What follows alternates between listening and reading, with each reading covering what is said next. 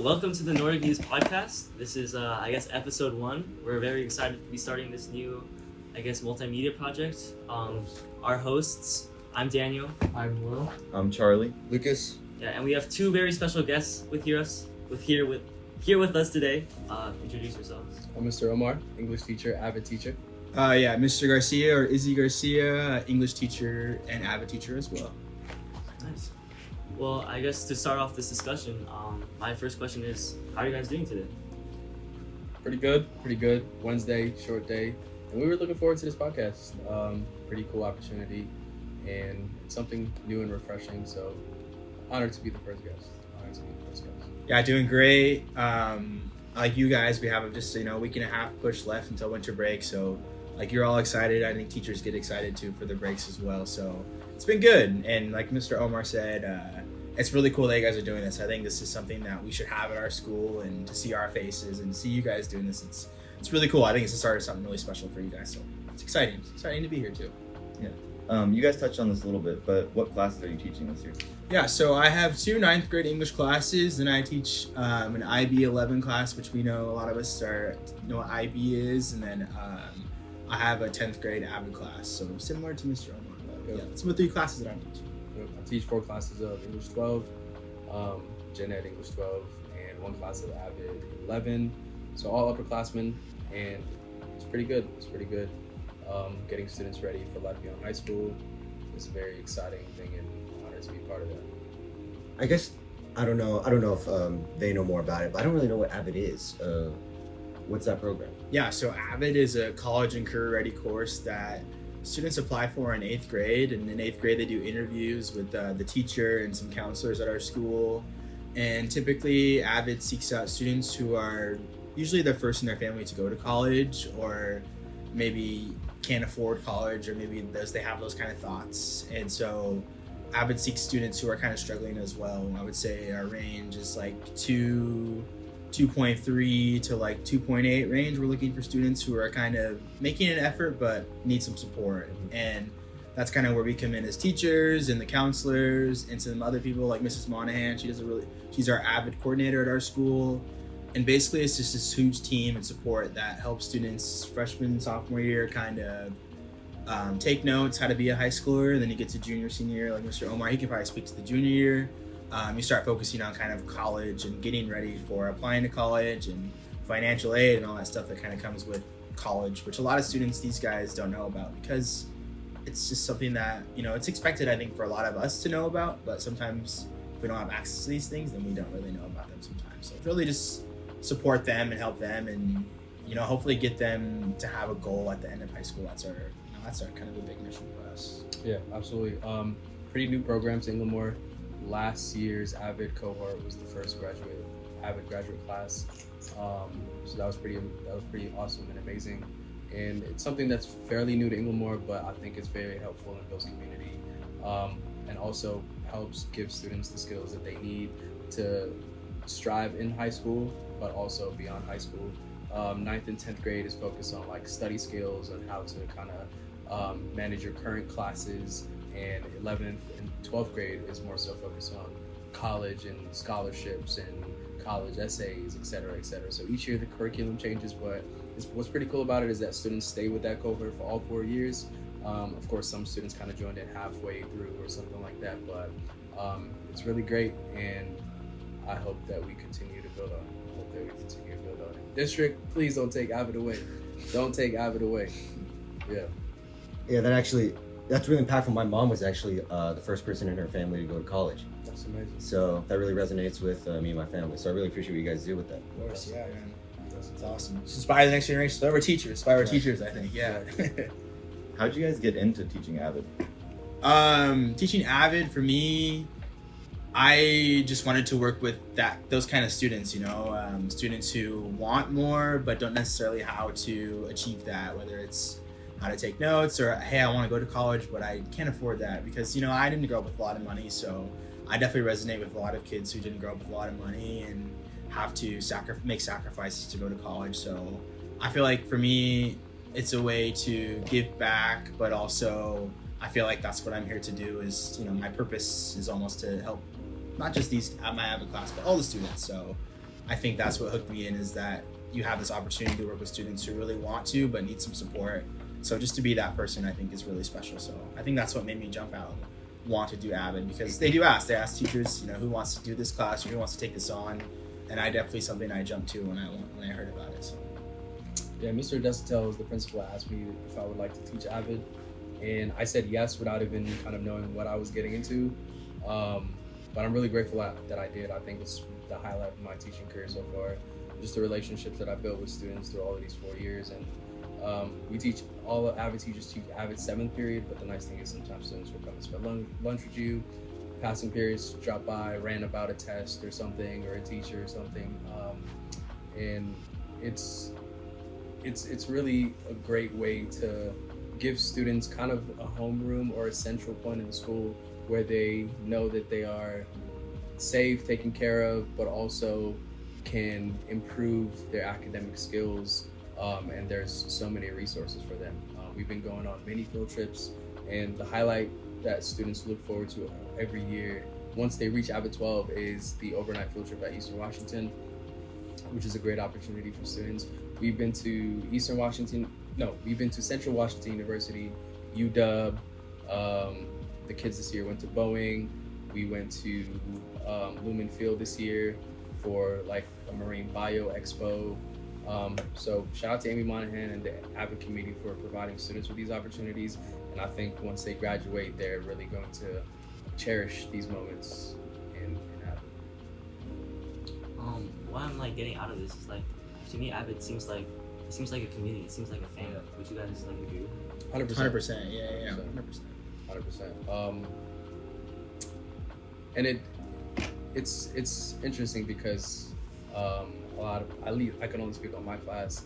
They kind of went to middle school together and know each other from middle school, and some of them show me like elementary pictures where they're like 3'2". Some of them are still 3'2", but it's okay. And it's beautiful. It's beautiful. And I know other classes maybe have not known each other since middle school or elementary school, but they've created bonds in that classroom. And I think it's a very special thing that Inglemoor has going on. And not many people know of it. It's kind of like, I don't know, Inglemoor's hidden secret. Got to find a way to make it more promoted and more known. It seems like community and like becoming a community is a really big thing. Helping the community. You mentioned your purpose. Do you think that's a really big reason why you guys went into teaching and just teaching in general in the first place, or what was the story behind just going into teaching? Yeah, for me, definitely. And I would say that I grew up around teachers. My dad, he's been a custodian at a high school his whole life. Like really, I think since he was turned 21 or 22. He just retired this November. I think like 40 something years as a custodian. So Congratulations. Not the most luxurious life, right? But it's hardworking. So he grew up in the school. Like that's where I would go hang out with him at the school, walk around with him, clean up stuff, put tables away. He had access to all the keys to the gym, so I'd go shoot hoops all the time in the wintertime. Or he was a baseball coach, so we'd open up the stuff and go play baseball, open up the closets. They had a cage. We'd hit in the cage, so it was kind of cool. I know my dad didn't have like the most luxurious job, but he kind of was able to give us a lot with his job, which was really cool. And my mom, she was a family advocate. So if you guys know Mrs. Loretto at our school, maybe not. Kind of similar to that, where you do lots of translations, you help a lot of students, just one-on-one, things like that. So my mom did that at elementary school that I went to. So I just grew up around the school. It's like some of you guys, I don't know if you, but so after school, I'd be the kid that would hang out after school, and then my mom would leave at 4 o'clock, and then I would leave at 4 o'clock. And so our family friends, most of them are teachers. So I just grew up around it. I'm just like a product of my environment, honestly. And I saw that they lived a pretty good life, had good houses, you got summers off. So to me, it always just seemed like a fit for me. And I've always been passionate about helping others. So I think to get paid to do that is great. So it just kind of correlates with who I am and kind of how I grew up, honestly. I just grew up around it. So I didn't see myself doing really anything different, I don't think. I never had any aspirations to do like anything else. I was like, this is, I think, what I'm going to do. And so far, it's been great. I have no complaints, honestly. It's been good. And I'm happy to be here, which I didn't think I ever would be here. So it's crazy to be here. I'm the oldest of 4 students, so I grew up 4 kids. So I grew up tutoring, helping my siblings with their schoolwork at all times. I was kind of like a third parent, so I always kind of had teacher skills from a young age because I just had to be when both my parents worked. But I never knew that I was going to be a teacher until college, when I asked myself, what am I good at? And I was good at writing essays. And I figured that out when I would like procrastinate writing essays, and I would write them the day before or the night before, and I'd score really well on them. So I told myself that this is something that I'm good at, so I should just hone in on the skill. So that's one thing that I enjoy really doing, is helping students hone in on their writing skills. And I love reading essays, and I just love having discussions in the classroom. I always struggled with math and science, so I knew that was not happening from the beginning. I could never be an engineer, did not have the skill set for it, could not be anything to do with the medical department because I shriek at the sight of blood. So I think it was just a process of elimination, and I enjoy it. At times it doesn't feel like it's a job, because if, like, when they say pick something that you enjoy, that way it doesn't feel like you're working. The only time it really feels like work is grading or like behavioral kind of disciplinary actions. But when things are going well, it's a really enjoyable classroom. And Charlie and Lucas have had you guys as students before, so you guys can attest to this. And it's just natural. I really enjoy the relationship that I have with students. I'm super patient, so I think that also helps. I really enjoy being an English teacher, and I think English, that subject, lends itself to why we enjoy it so much, having those conversations. If something happens in the real world, any current events, we can speak on it and discuss it in class and make it part of the curriculum or part of the assignment or part of the discussion, so that lends itself really well. I know in IB, they're analyzing music videos, you get analyzed movies, poems, texts, and I think that's just so much more enjoyable for me because of the different perspectives and different angles that you can analyze something. There's no one correct answer at times, whereas math and science is kind of like a finite answer. So yeah. Right. And how are you guys enjoying yourself at Inglemoor? Because I know, Mr. Garcia, you started when our freshman year. Yeah, so I'm liking it, and especially your junior class, I feel like I'm really keen with, because I started with you guys. It's my first teaching job here, and it's been great. The community is great. The students are awesome. I'm from Wenatchee, so I'm used to seeing, one thing I really like about Inglemoor is the diversity, and I think it even could be better, but from where I grew up, it's a lot better than where I grew up. In Wenatchee, where I grew up, it's like 60% white, 40% Hispanic, just kind of one or the other. But here we have students from all over the world, which I think is really cool. So that's something I really enjoyed about Inglemoor, is learning about students' different cultures. And when I see kids eating lunch, it's not what I'm used to seeing kids eating lunch when I was in high school. They have their things they bring from home, or I'm always asking kids to bring me some food from wherever the holidays or anything like that. So I just think the group of students that we have here, just this melting pot of students that we have at Inglemoor, is really unique to our school. So it's something that I really enjoy, and then just the students are really good here. I mean, I have no complaints. Some drive me crazy for sure, but besides that, I really think we have just a great set of teachers, and they set the expectations, and the students follow really well. And so it's just kind of this one, working family together, honestly, I think. So 100%. I think I echo a lot of what Mr. Garcia said. It's a community, and when I started here, I was a student teacher under Joanna Walker, and it was also like Adam Disatel's first year. And I think with the new admin, there was kind of a new culture change and culture shift in the school. And it's a community, and Mr. Garcia coaches softball, I coach soccer, we both do AVID, and there's just so many opportunities to connect with students. We both kind of live local too, so we'll see students out and about all the time. And I really enjoy the school, and the district is also one of the best in the state. I went to Seattle Public Schools, and the school and district wasn't the best because it's so big. It's hard to kind of tend to everyone's needs, whereas a smaller district can tend to everyone's needs. So I'm really grateful to be working here. Well, one thing I want to add on to that, Mr. Garcia, you said that you like to take lunches from your students or get a part of that. My advice would be to take Lucas's lunches, because this guy, every day, his lunches are crazy. Like, he would bring a whole burrito.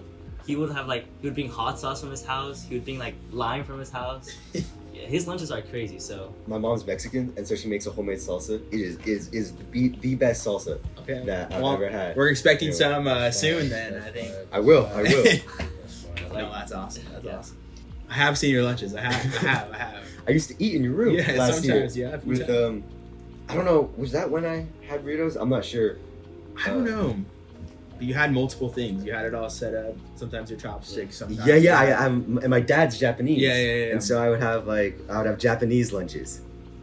Which is really cool. Do you meal prep, or is it like what your family makes? So usually on Sunday before every week we have a grocery list and we write stuff down, and my mom or my dad goes grocery shopping, and so we prep. And so usually it's either my dad doing the marinade, and then me, my mom, and my dad cook like Sunday night, and then for lunches going on the rest of the week. Although right now it's pretty much like I asked for a burrito for like the next 3 days, and my dad just picks up the stuff. My mom just cooks it the morning of. So I love my mom. Yeah, she's nice. That's amazing. She's good to me that way. There you go. Soon you guys will go to college and you won't have it every day. Struggle meals. Struggle meals. It's coming. It's Struggle coming. meals. Hey, bro. I'm gonna live it up while I can. You got to. You got to. Yeah. No, Lucas is best known for his steak. You'll love to make some steak. Yeah, Lucas is the food guy of like the school. Yeah. Like, if you mention any restaurant, he can give you like a full breakdown of like their entire menu. Even places he hasn't been before, he just has that menu memorized. Like, Hey, that's do 6 research, bro. cents. Yeah. So you got to I give know us some go- recommendations, restaurants. Yes, ready to sir. go? Yes, sir. Okay, perfect. Do you guys have any like really cool memories around specific food or a specific kind of food? That's a good question. My parents are East African, so a lot of East African food, but also we grew up in the Middle East, and Middle Eastern food is also a big staple in our household. My dad is a great cook. I think the best cook I know. I'm sorry, Mom, but tops he's winning all the way.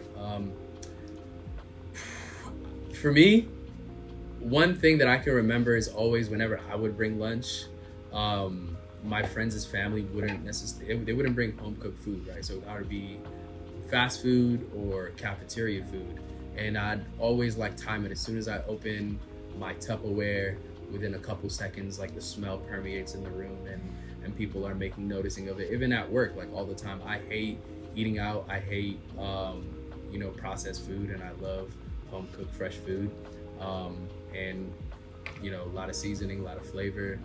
That as soon as you open that Tupperware and marinades, and people are like, oh, what is that? Can I have some, et cetera, et cetera. So I think food is an amazing way to bring people together. And it's a great way to also promote culture and learn about other cultures. It's always interesting to learn about food customs and in certain parts of the world versus Western world. And yeah, food is amazing. Everyone got to eat. So Yeah, for me, I'm Mexican, so I think about my grandma. She was a really good cook. She's not alive anymore. But like Mr. Omar said, it goes down to, I think, communal. That's what I love about food, is it's so communal. Like, whether you go out to eat with your friends, like you guys go out to eat with each other, or maybe it's you're going to a friend's house and you go to their house and you're like, what are we eating? Something crazy? This is, I haven't had that before. So whenever I'd bring friends over to like my grandparents sometimes, we're eating pozole or like tamales and things that, are to my culture, which I think is really cool. And you're introducing people to new food that they maybe never had before, and you're like, whoa, I never had this before. And being in Wenatchee, we don't have a lot of Asian food, so when I come here, it's really odd. We're spoiled. I feel like I'm spoiled over here with all the restaurants that we have, and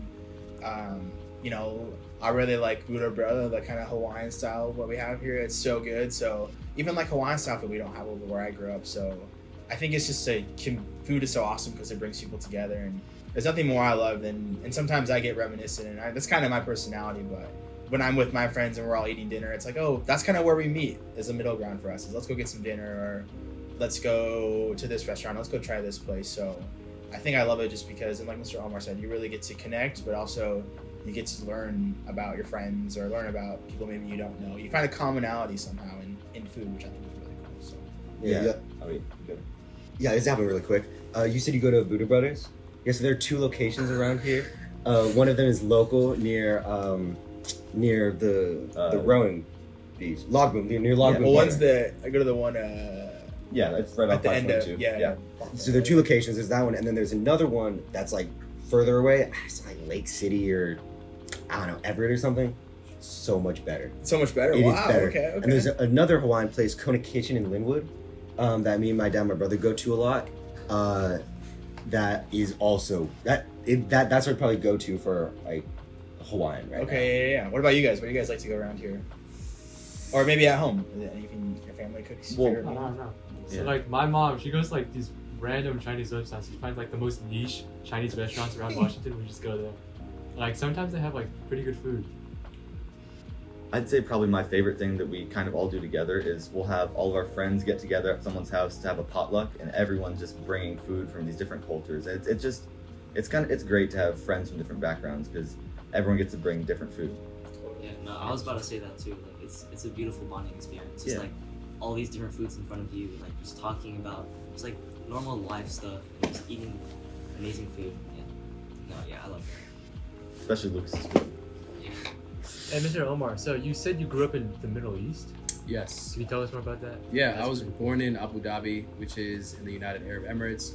If people know about Dubai, Abu Dhabi is pretty similar. It's in the same country. Abu Dhabi is actually the capital. My parents were working there, and I was born there. But the interesting thing about that country is, even if you're born there, you don't get citizenship. So at any moment, they can say, I think like if you're unemployed, you have like 30 days to find a job where you're out of the country. Is that still true today? I'm not sure, but it was when we were there. So, of course, as a parent, you're always kind of thinking the worst. So, moved to America when I was 11. I was always speaking English my whole life, so it wasn't like there wasn't any like culture shock. I mean, there was some culture shock because we were wearing uniforms, and I was like, I could just dress up in jeans and come to school in a t-shirt. That was pretty cool. The classes were also by gender, so never had any, female classmates. So that was kind of refreshing. But it was cool. It was interesting. It was interesting. They were very, very academic, very strict. I got my ears twisted by my math teacher when I didn't do my homework. So it was weird. It was intense. But when I came to America, I found that my skills were ahead of my class. So that was the way that I could connect with people and make friends, is I just offered to tutor them. And I guess that's where I guess it connects with my teaching job. So I've always been kind of teaching and tutoring people my whole life. It's just something that's natural, which is pretty cool. What was your moving experience like coming from Wenatchee? It's good. I like, to be honest, I thought I would be in Wenatchee my whole life. I thought my best chance of getting a job was going to be in Wenatchee after I graduated college, just because I know that area. I'm Hispanic. It's kind of heavy Hispanic population. I kind of fit the standard that I thought they wanted. You want to come back to your community and you want to, make it better and kind of help the next generation, and that's kind of what teachers do. But kind of to how I got hired, I guess, is that I had 6-7 interviews. I got 6 or 7 no's. So I was taking the next job that I got. And to my interview for Inglemore, somebody had dropped out. I think they said they had 7 or 8 people interview, and I got a call like on a Tuesday, and somebody said, hey, somebody dropped out. Do you want to be like our last person to interview?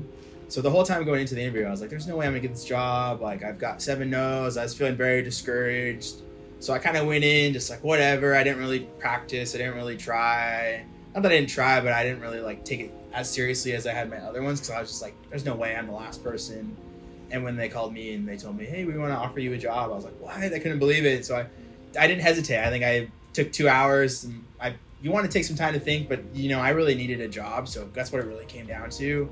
But the move was easy. I played baseball growing up, so I'd always go to like Puyallup a lot for tournaments in the summertime, or never really in this area too much, but like South Seattle, like Auburn a lot, quite a bit, Tacoma. So traveling was never a big deal for me, and a lot of people, I would say, from WSU where I went, moved to Seattle after college, so it just kind of seemed like a good fit for me. But I was home for 2 years after college with COVID and everything, so I was ready to move. So I'm glad I'm not in Wenatchee, because it's good to expand out, and I don't think I ever would have if I didn't take this job. So I'm glad that I did because it brought me here, and I'm pretty content with wherever I go. So I would have been happy staying there, but I'm glad that I did because me, I'm kind of introvert, so it kind of got me out of my bubble, which is really cool. So if you guys ever have opportunity to take a chance, go somewhere, I think you should because it takes you out of your bubble, but you would get accustomed and you love it. And now I love it. I'm like, I can't see myself going anywhere anytime soon. So.